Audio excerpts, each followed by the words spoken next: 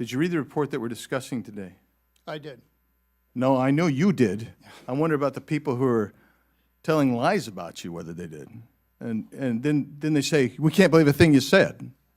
Well, everything you said undermines what I think everybody on this committee should be worried about, and that is this horrible scourge of trying to find these kids who brought in and let in. I get just absolutely mind blown by people making these assertions. But have you been down to the border? I've been down to the border many times. I know you have, Mr. Kafari. I have as well. And have you brought people to the border? Have you interviewed people that are in detention? Have you interviewed children who come across without parents?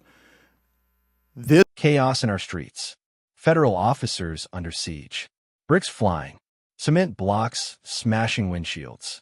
And while American communities plead for safety, what are Democrat leaders doing? They're pointing fingers at the very men and women risking their lives to defend this country. In a stunning interview, Congressman Andy Biggs of Arizona calls out the truth that the mainstream media won't touch. This isn't organic protest. This is coordinated, funded, and yes, criminal. Biggs says there's real evidence that federal and California state grant money, taxpayer money, is being funneled into groups that are fanning the flames of unrest. And what's worse, blue state politicians aren't stopping it, they're enabling it. If you think this is just another protest story, think again. This is bigger, it's national, and it's growing. Welcome to America Viewpoint, where we speak the truth, defend our freedoms, and fight for the values that made this nation great. No censorship, no woke spin, just bold, unfiltered commentary from real Americans who love this country. If you're tired of the lies and ready to stand for faith, family, and freedom, hit that like button, subscribe, and ring the Liberty Bell, because this is where the fight begins. The gentlelady yields. Mr. Biggs, the gentleman from Arizona, is recognized for question. Thank you, Mr. Chairman. And so much of what I just heard is untrue. But what I would say, too, is, when you cast aspersions about the Inspector General Kafari, I wonder, did you read the report that he submitted for this? Did you read the report that we're discussing today? I did. No, I know you did. I wonder about the people who are telling lies about you, whether they did. And then they say, we can't believe a thing you said. Well, everything you said undermines what I think everybody on this committee should be worried about, and that is this horrible scourge of trying to find these kids who brought in and let in. I get just absolutely mind blown by people making these assertions. But have you been down to the border? I've been down to the border many times. I know you have, Mr. Kafari. I have as well. And have you brought people to the border? Have you interviewed people that are in detention? Have you interviewed children who come across without parents? This government, under Joe Biden, received hundreds of thousands of unaccompanied children. Is that fair to say, Mr. Kafari? So the number is around 448,000. And of those, do we know where all those 448,000 unaccompanied children are? As of the date of the report, we did not. Like I mentioned, ICE and HHS are now going out in tandem to go and identify where these children are located. Are you familiar with the case in Orlando, Florida, where 22 children at one time or another were placed with a strip club? That's a new one. Yeah. Well, that happened. And you know what? That's not the only time that type of thing happened. Multiple children going to the same address, which turned out to be vacant addresses. Is that right? That's correct. There was one instance where our audit team, and I have some of those senior members here with me today, went physically out to look at addresses. There was one address where 35 unaccompanied alien children were designated to be, and it was a non-existing address. Were there records kept about the vetting of the sponsors that were being placed, where these children were being placed under the Biden administration? The change in the MOU between HHS and DHS in the summer of '21 removed the requirement for DHS to do the vetting. That vetting then fell on HHS to do, but it was only for the adult sponsor, not for all the individuals in the home. And are you referring to the Mayorkas 2021 memo that deprioritized unaccompanied children cases, labeling them non-criminal? I think that he issued that memorandum in the fall of '21. This is a change in an MOU that happened in the summer of '21 that predated that. Okay. So Mr. Perry brought up offenses against children. And it doesn't take much to go to 18 U.S.C. Section 2251, and then also the aid and abet statutes, to realize that the policies, when you are labeling what's happening, the unaccompanied children, as non-criminal, if you've ever stood there and watched a 3-year-old and a 5-year-old come over in a group put together by a coyote with a 10-year-old not related to those 2 younger kids, bringing them across, you'd have to say there's some criminal conduct there. There is absolutely abuse of children going on there. That's what was going on wildly, often under the previous administration. And I'm sorry that you had to endure the BS that you've had to today. Your report is right, and I hope my colleagues read that report and tell me where any of it's untrue. And I will yield the balance, but I do have some UCs after you're done.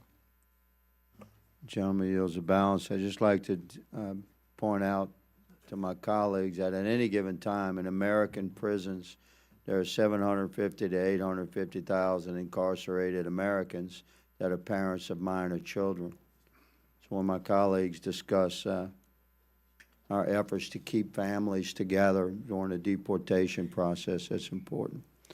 The gentleman yields his time. I have some UCs, The gentleman sir. has unanimous consent. Thank you. This is a letter to Assistant Secretary Contreras from October 24th, 2022.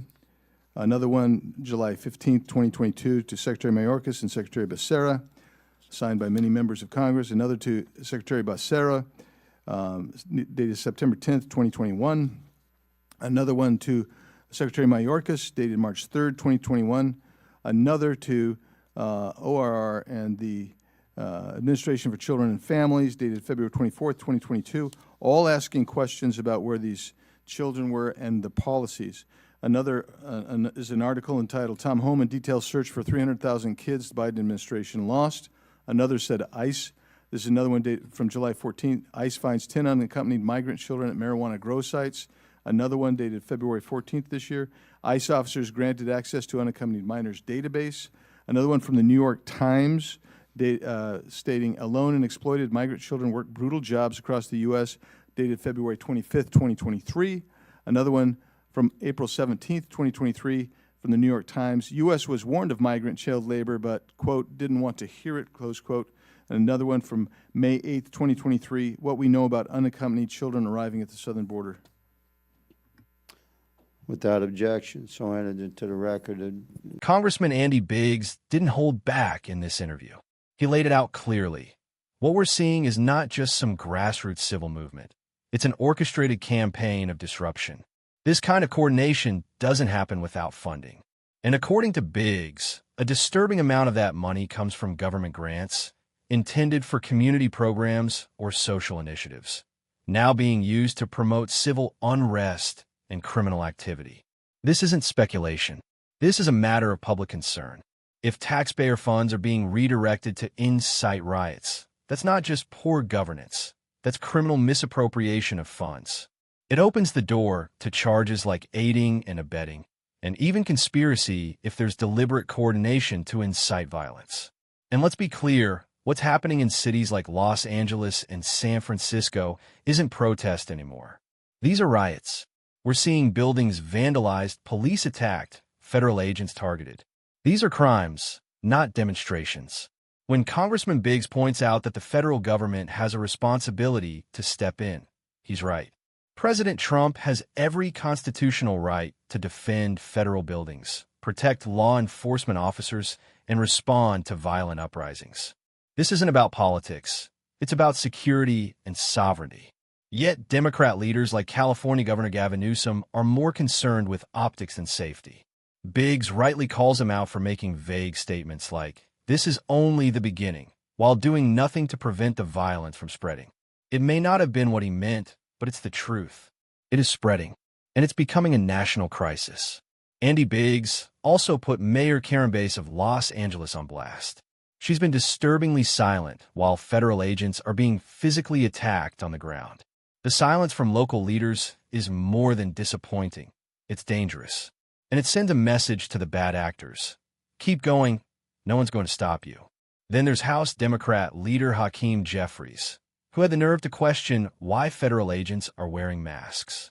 He claimed he wants to know their identities. Think about that. At a time when federal officers are being doxxed, targeted at home, and their families are under threat, this man is asking why they're covering their faces. The real question is, why aren't Democrat leaders doing more to protect law enforcement? The answer is simple. They're more worried about protecting their political narrative than they are about protecting American lives. It's not just law enforcement under threat. It's the rule of law itself.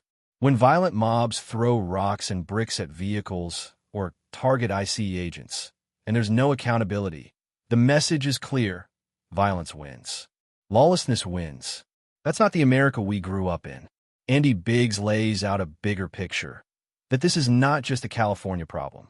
This is national. These riots, these acts of political violence are coordinated. And if they're funded with taxpayer money, then Congress has a duty to investigate. Biggs suggests this could rise to the level of conspiracy. If groups are knowingly organizing violent acts using public money, then we're no longer talking about isolated incidents. We're talking about an organized effort to undermine law and order from within. And here's the irony. While the left demands the identities of our law enforcement officers, the ones doing the attacking are all masked up. They're concealing their identities to avoid consequences, while the men and women upholding the law are being dragged into the spotlight.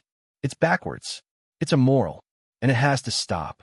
The media refuses to tell this story honestly. They sanitize it. They call it mostly peaceful. But the truth is in the footage, bricks, fires, and blood on the pavement. And now, thanks to Andy Biggs, we know there's even more happening behind the scenes, with government funds and political cover giving these radicals the green light. This is where we need to draw the line. We have to demand answers. Who is approving these grants? Who's overseeing where the money goes?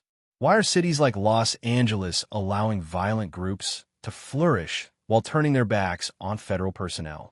The American people deserve better. We're not asking for martial law. We're asking for leadership. We're asking for public officials elected to serve us, to do their jobs, protect our communities, and uphold the law.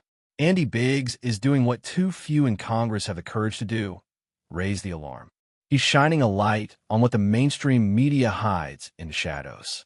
He's showing the American people that these riots aren't spontaneous uprisings. They're coordinated attacks, emboldened by weak leadership and silent mayors. If we let this go unchallenged, what's next? More targeted violence? Federal buildings burned down? Law enforcement ambushed in the street? This is what happens when leaders prioritize virtue signaling over public safety. We need to support our officers. We need to back the federal government when it acts within its constitutional authority to keep Americans safe. And we need to call out the politicians who would rather play politics than prevent bloodshed. America is not a playground for anarchists. It's a land built on law, liberty, and justice. We have a duty to protect it, not just with words, but with action, with truth, with leadership. And that's exactly what Congressman Andy Biggs is fighting for. This interview should be a wake-up call to every American who loves this country. Congressman Andy Biggs isn't just raising concerns. He's exposing corruption, failure, and cowardice from those entrusted to lead. If you haven't seen the full clip, go watch it on Forbes Breaking News. Don't let the media spin it. Hear it with your own ears. Understand what's really at stake here. We are living in a moment that will define our future. And we have to decide, will we be the generation that let America fall to chaos, or the one that stood up and turned tide? This is America Viewpoint, where we don't whisper, we roar. We stand tall, speak loud, and never back down from defending truth and liberty. If this message fired you up, smash that like button, hit subscribe, and turn on notifications, because the fight for America doesn't end when the video does. Until next time, stay strong, stay free, and may God bless the United States of America.